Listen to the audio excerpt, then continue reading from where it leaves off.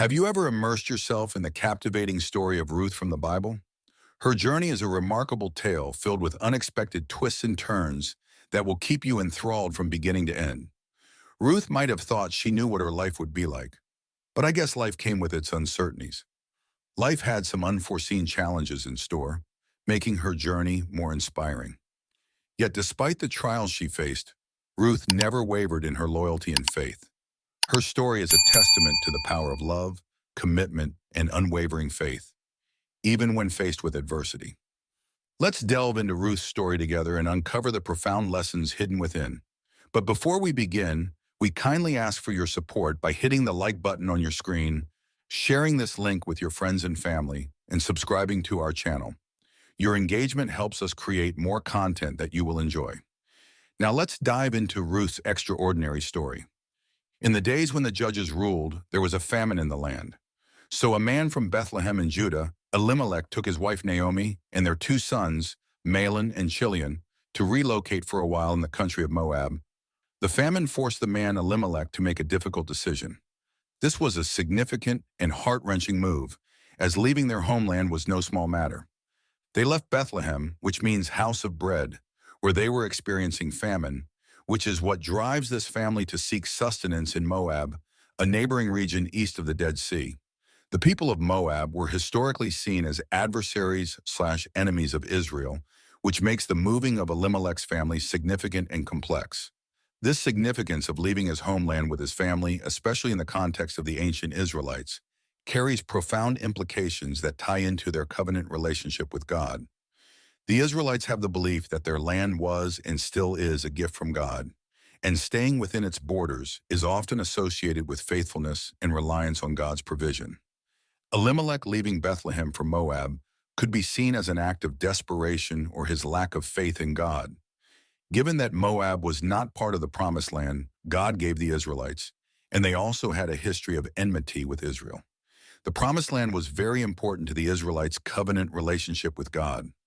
Living in the land was a sign of receiving God's blessings and promises to their forefathers, Abraham, Isaac, and Jacob. And leaving it, especially for Moab, which originated from a relationship birthed by incest between Lot and his daughter. For the Israelites, the land was tied to their identity as God's chosen people. Exiting their homeland and living among a foreign, hostile people could lead to cultural and religious conformity or mingling, potentially jeopardizing their uniqueness and faith practices. How ironic that they left the house of bread, a place where it was expected that there would always be bread. Some of the promises God made to Israel include land, children, and blessings, as seen in the covenant with Abraham, Genesis 12:1-3. These promises extended to each individual within Israel, and the land of Canaan was a tangible symbol of God's promise.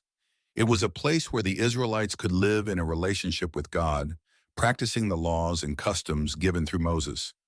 Leaving this land meant stepping outside the immediate realm of these blessings and protections. God's promise also includes provision and protection. Deuteronomy 11:13-15 explains that obedience would result in rain for the land and fruitful harvests.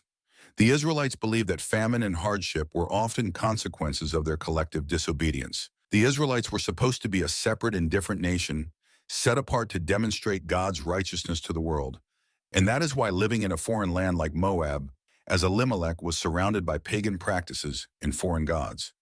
Tragedy struck when Elimelech passed away, leaving Naomi to navigate life in a foreign land with her two sons.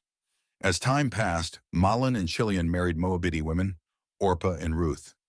Yet tragedy struck again as both Mahlon and Chilion succumbed to illness, leaving Naomi bereft of her husband and her sons. In a land that was not her own, Naomi was left with only her daughters-in-law, Orpah and Ruth. The pain of her losses was a heavy shroud, but within her, a flicker of hope remained. News reached Naomi that the Lord had provided food for his people back in Bethlehem, the place of bread. The famine had ended, and the fields of her homeland were once again ripe with the promise of harvest. Determined to return to her roots, Naomi prepared to leave Moab. She urged Orpah and Ruth to stay in their homeland, to find new husbands, and to rebuild their lives.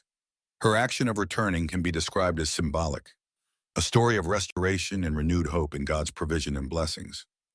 Orpah, with tears and a heavy heart, kissed Naomi goodbye and returned to her family.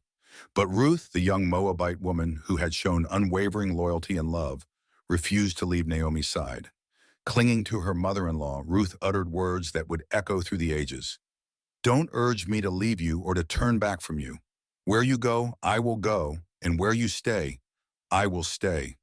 Your people will be my people, and your God will be my God. Where you die, I will die, and there I will be buried. May the Lord deal with me, be it ever so severely, if even death separates you and me." In these words, Ruth bound her fate to Naomi's, forsaking her homeland and embracing a future unknown. The statement Ruth made is not only a pledge of loyalty to Naomi, but also a significant religious conversion, because Ruth's commitment to Naomi includes adopting Naomi's people and God as her own, indicating a profound transformation and allegiance. One question that is yet to be answered is this: what did this Moabite woman see in the clan of Ruth to make her give such a pledge? Had she been told about their God? Was it their lifestyle? Who or what convinced her so much to warrant her conversion and pledge? Perhaps they spoke about the wonders their God did amongst them. Do you talk about God? Does your lifestyle warrant that people be convinced about God to the point of making a pledge? Perhaps you should pause to answer these questions when in your secret place. One thing is very clear, though. The relationship between Naomi and Ruth exemplifies a deep, unwavering love and loyalty. Ruth, a Moabite widow, chose to stay with her Israelite mother-in-law Naomi after the death of her husband. Despite Naomi urging her to return to her own family and find a new husband, she famously declares, "Where you go, I will go. Where you stay, I will stay. Your people will be my people, and your God my God." Ruth 1:16. This commitment showcases the profound bond of love and loyalty that transcends familial obligations and cultural boundaries. Also, both women endure significant loss and suffering. Naomi loses her husband and two sons, leaving her bereft and vulnerable in a patriarchal society. Ruth, too, loses her husband and faces the prospect of a bleak future as a foreign widow in her own land, perhaps. Their journey back to Bethlehem is not just a physical one, but a metaphorical journey through grief and hardship, highlighting the resilience and strength needed to overcome such a profound loss. This narrative also carries significant cultural and theological implications. It challenges contemporary social norms by highlighting the inclusion of a Moabite woman in the lineage of Israel's greatest king, promoting themes of inclusivity and divine providence. Theologically, it reflects on God's faithfulness and the ways in which he works through ordinary people's lives to fulfill his greater purposes. Let's continue with the story. Together, they set their sights on Bethlehem, embarking on a journey not just of physical return, but of spiritual renewal and unexpected redemption. As Naomi and Ruth trudged back to Bethlehem, they carried with them a story of love, loss, and loyalty that would transcend generations. A story that would culminate in a legacy far beyond their wildest dreams. Naomi's return with Ruth, who is a Moabite daughter-in-law, emphasizes God's inclusivity and redemption. Remember?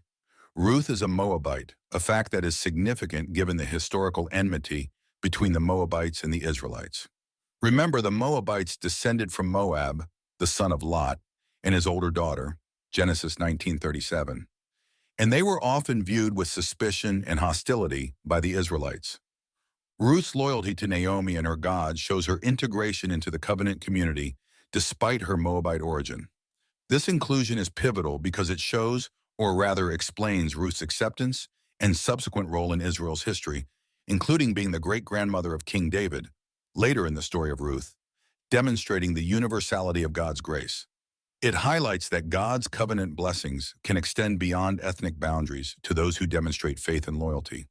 It also explains the concept of the kinsman redeemer in Boaz, who marries Ruth and redeems Naomi's land, which reflects God's redemptive power.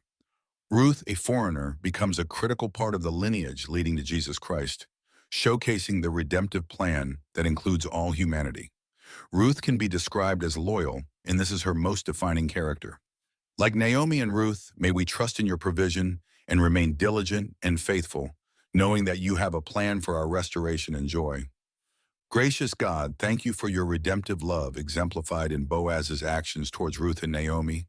Help us to understand and embrace your grace, extending compassion and redemption to others as we live out the gospel message. Thank you for including us in your grand plan of salvation. Thank you for watching. Please subscribe for more. Your feedback is valuable, so feel free to share your thoughts in the comments section. Don't forget to hit the like button and share this video with others who might find it helpful.